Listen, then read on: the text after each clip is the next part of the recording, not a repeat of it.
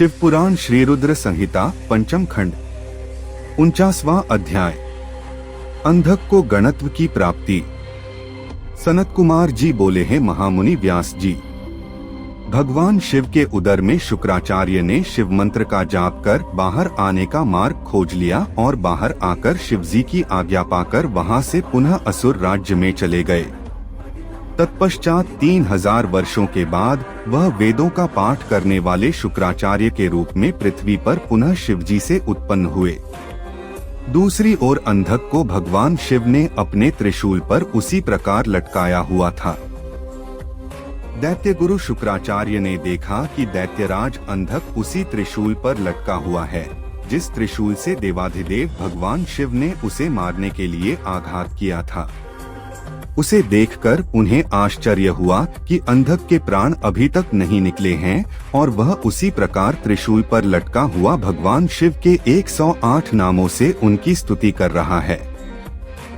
अंधक की इस स्तुति से प्रसन्न होकर भगवान शिव ने अंधक को त्रिशूल के अग्रभाग से नीचे उतार लिया और उस पर दिव्य अमृत की वर्षा की तथा उससे कहा, है दैत्येंद्र, मैं तुम्हारी इस उत्तम भक्ति भावना से बहुत प्रसन्न हूँ।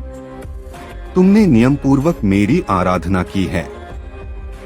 तुम्हारे मन में जितनी भी बुराई और पाप थे वे सब तुम्हारी शुद्ध हृदय से की हुई स्तुति से धुल गए हैं और तुम्हें पुण्य की प्राप्ति हुई है। मैं प्रसन्न हूँ। तुम जो चाहो वर मांग सकते हो। मैं तुम्हारी कामना अवश्य ही पूरी करूँगा।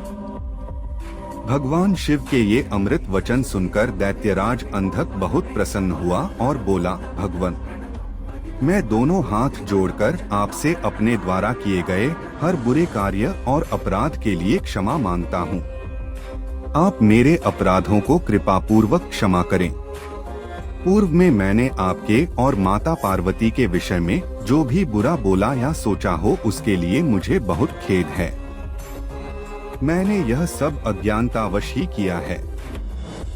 अब मैं एक दीन भक्त बनकर आपकी शरण में आया हूँ। मुझे मेरे द्वारा किए गए अपराधों के लिए क्षमा कर दें।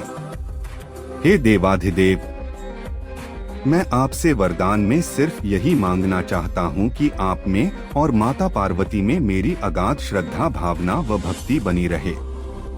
मेरे मन में कभी भी कोई बुरा विचार न आए।